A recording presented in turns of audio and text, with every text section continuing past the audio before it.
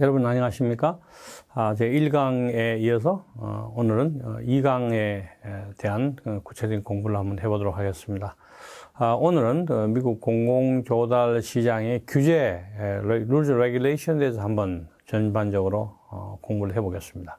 먼저 2장을 공부하기 전에 지난 시간에 1강에 대한 전반적인 간단한 요약을 한번 해보도록 하겠습니다.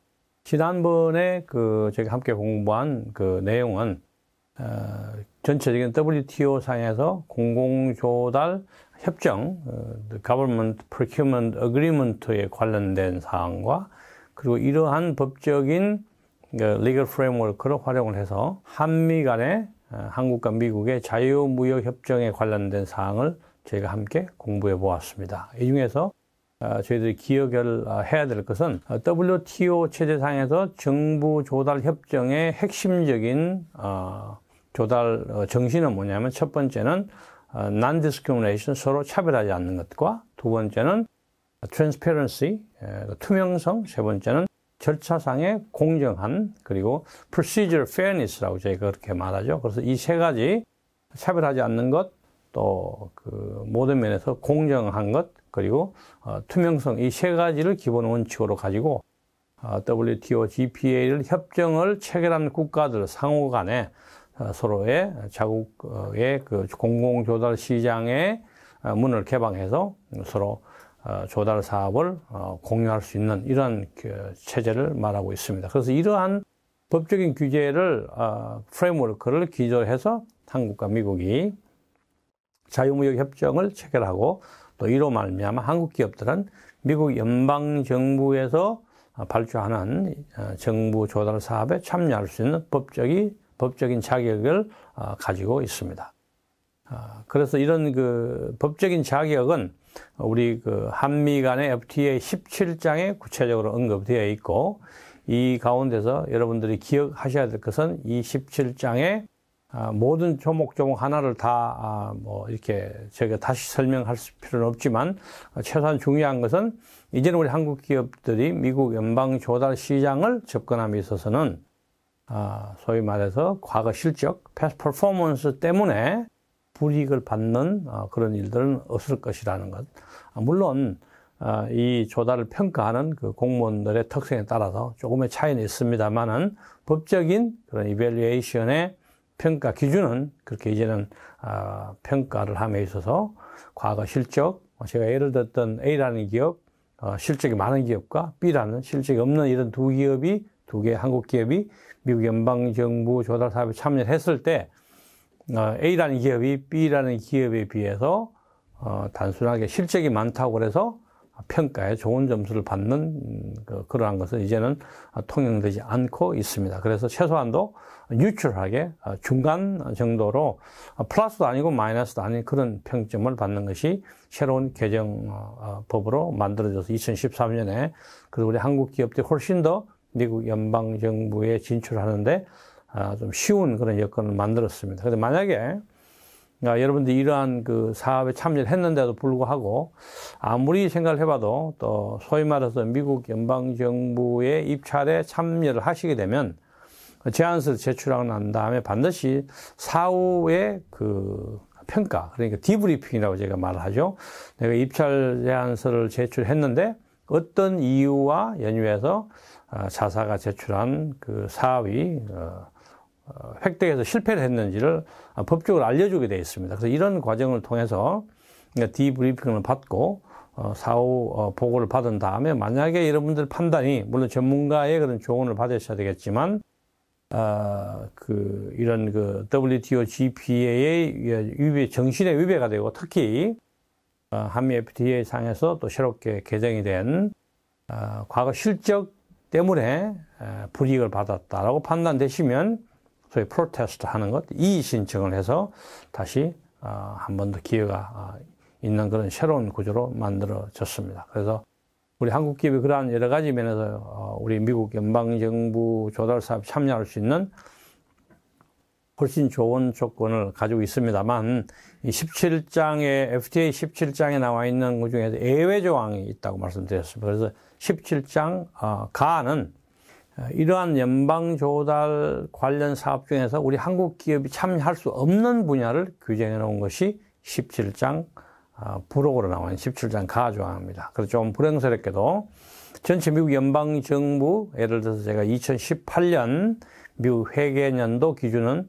10월 1일부터 다음해 9월 말까지가 미국의 연방 정부 회계년도입니다. 그래서 이 회계년도 기준으로 봤을 때 2018년에 미국 연방 정부는 한화로 약 630조 원 정도 구매를 했습니다. 그래서 이 가운데서 미 국방부가 차지하는 그런 조달 예산이 거의 66%가 넘기 때문에 대부분의 미 국방부 관련된 그런 무기 체제랄지 또 중요한 그 전투에 관련된 자산뿐만 아니라 예를 들면 뭐 그 의복이랄지 또 군복이랄지 이런 전투화 이런 것들마저도 국방부 아이템으로 분류가 돼서 우리 기업들 이런 조달 사업에 직접적으로 참여하는데 여러 가지 어려움이 있는 이런 그 17장 가는 우리 기업이 좀 더 적극적으로 미국 연방정부 사업에 진출하는 데 많은 그런 어려움을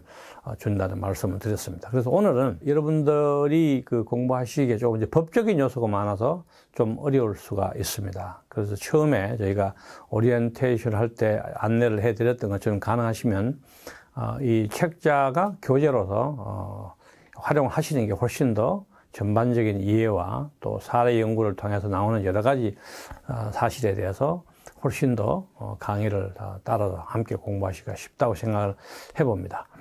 또 한 가지 또 저희가 유념해야 될 것은 아무래도 저희가 지금 그 공부하는 이 과정이 그 미국 연방 정부의 퍼블릭 프로큐먼트 시장입니다. 그래서 모든 자료와 공고부터 또 제안서부터 또 관련된 제안 요청서 이런 것들이 모두 영어로 되어 있겠죠. 그래서 아무래도 이제 영어가 익숙하지 않은 분들은 상당히 좀 소화하는데 제약이 좀 있을 거라고 생각을 합니다만, 그렇지만 한 가지 조금 그 일반적인 잘못된 인식은 공공조달 분야에서 영어가 아주 어려운 그런 그 고급 영어를 쓴다, 아니면 너무 복잡한 그런 그 단어, 보캐블을 쓴다, 이렇게 인식을 하시는데 그렇지는 않습니다. 일반적으로 공공조달에 쓰여지는 영어는 미국 같은 경우에 중학교 문법 정도의 수준을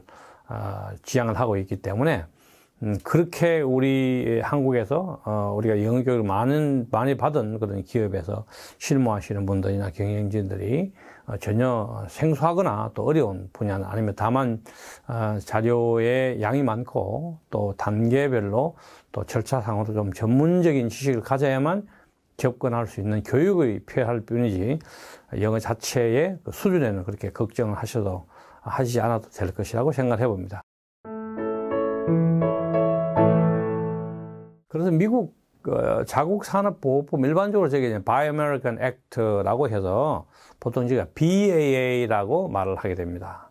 그래서 미국의 자국산업보호 규제는 이게 1933년으로 흘러갑니다. 그래서 그때 당시에 후보 대통령 재임 시기에 여러분 아시는 것처럼 전 경제 대공황을 거치면서 미국의 불황을 타개하고 고용 창출을 하기 위해서 도입된 연방법입니다.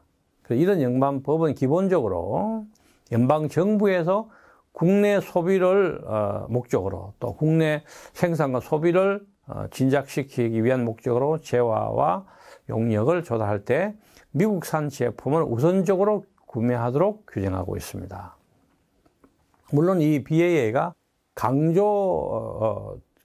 강조되는 부분이 있지만 그것이 반드시 모든 에이전시에 동일하게 적용되지는 않습니다. 그래서 정부 부처마다 조금씩 다른 그런 해석이 있을 수 있지만 일반적으로 보면 외국에서 생산된 그런 것들, 특히 연방정부가 구매함에 있어서 자국 산업을 보호하는 정책으로 일관성 있게 추진되는 것은 지금까지 지속적으로 진행이 되고 있습니다.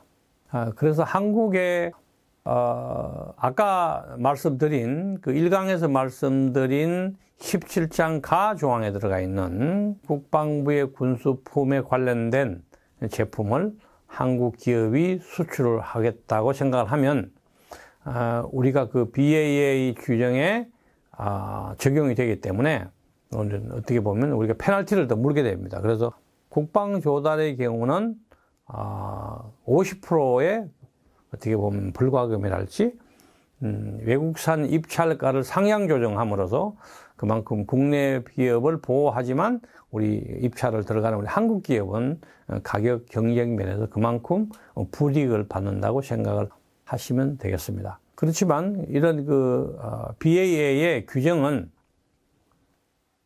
국방부 외의 나머지 에이전시, 나머지 정부 부처에는 대부분의 경우에 우리가 미국과 체결한 한미 자유무역 FTA로 말미암아 상쇄가 웨이브가 됩니다. 그래서 BAA를 가지고 있는 우리 한국의 입장에서는 국방부를 제외한 나머지 미국 연방 정부와 조달 사업을 함에 있어서는 특별히 그렇게 문제가 되지 않는다고 보시면 되겠습니다. 물론 BAA에도 여러 가지 예외 규정이 있습니다. 그래서 미국 연방 규정, Federal Acquisition Regulation이라고 안내를 해드렸는데, FAR, FAR이라는 말을 줄여서 사용을 합니다. 그 연방 조달 규정에 따르면은 몇 가지의 BAA에 관련된 유예를 하거나 또는 예외 조항이 있습니다. 이 예외 조항은 상당히 중요한 것들로서 우리 한국 기업들이 한번 관심을 가지고 지켜볼 그런 정보라고 생각합니다. 첫 번째는 미국은 현재 마이크로 퍼치스하는 소액 구매의 제도가 있습니다. 마이크로 퍼치스, 소액 구매를 할 경우에는 소액 규모는 정부 부처에 따라서 조금 차이는 있지만 일반적으로 3,500불 이하의 구매를 할 때는 정식 입찰 절차를 거치지 않고 견적서를 받는다든가 심지어 전화로 가격을 받아서 조달을 집행하게 되고 또 정산을 할 때도 정부가 일반적으로 하고 있는 그런 은행을 통한 페이먼트 하는 것보다도 소위 GPC라고 말하는 Government Procurement Card라고 미국 연방정부의 조달 공무원들이 가지고 있는 크레딧 카드, 신용카드를 활용을 해서 직접 페이를 하게 되어 있습니다. 그래서 이런 마이크로 퍼치스 할 경우에는 BAA가 규정이 예외 조항으로 적용이 됩니다. 또 다른 하나는 예를 들면 상업용 정보 제품 관련된 구매, 예를 들면 저희가 쉽게 볼 수 있는 마이크로소프트 관련된 소프트웨어나 어디서나 우리가 구매할 수 있는 이런 제품을 조달할 때는 BAA가 적용되지 않습니다. 또한 군부대 내부에 있는 그런 PX 이런 제품, 재판매되는 제품들도 해당이 되지 않습니다. 하나 우리 한국 기업이 관심을 가져야 될 것은 미국산 제품이 양과 예를 들면 물량과 또 질, 또 가격 여러 가지 면에서 도저히 해외에서 수입돼서 공급되는 제품에 대해서 경쟁이 안 될 정도로 차이가 많이 난다. 달리 말씀드리면 미국산 제품이 가격과 제품과 양과 질 여러 측면에서 불합리하게 높거나 또 제품의 양과 질이 아주 절대적으로 부족하다고 판단돼서 외국에서 수입되는 제품에 특별한 다른 대체 방안이 없을 경우에는 BAA가 유예가 될 수 있습니다. 1983년에 발효가 된 Buy America라는 규정이 있는데 Buy America BA가 저희가 지금 설명하고 있는 Buy American Act는 조금 다른 규정입니다.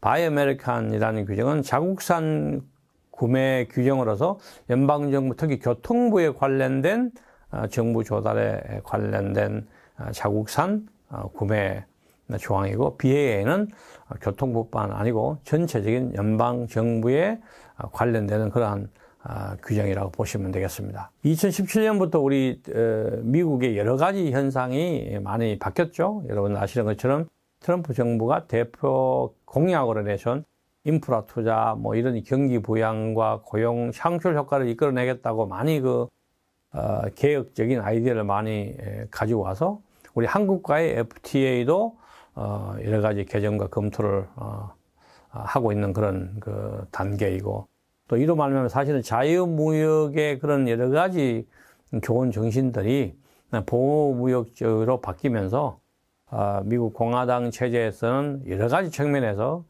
소위 말해서 대통령 행정명령을 통해서 이런 바이 아메리칸 액트를 좀 더 강화시키는 여러 가지 움직임이 많다는 것을 말씀을 드리겠습니다. 그렇지만 하루아침에 이러한 법들이 개정이 돼서 궁극적으로 우리 한국의 기업들이 미국 연방정부를 진출하는 데에 근본적으로 제약 요소가 될 것이라고 생각하지는 않습니다. 다만 앞서 소개를 해드린 것처럼 국방부에 관련된 구매 사업에 참여하실 경우에는 아무래도 바이 아메리칸 액트를 적용을 받기 때문에 우리 제품이 최대한 50% 정도의 입찰을 평가함에 있어서 페널티를 받을 수 있다. 이런 사항들을 기억해 주시면 좋을 것 같습니다. 그래서 BA에는 바이 아메리칸 액트는 미국 연방정부에 적용되는, 전체적으로 적용되는 미국 자국 산업을 보호하는 법 체제다. 가장 핵심적인 공공조달의 규제 중에 하나라고 기억을 하시면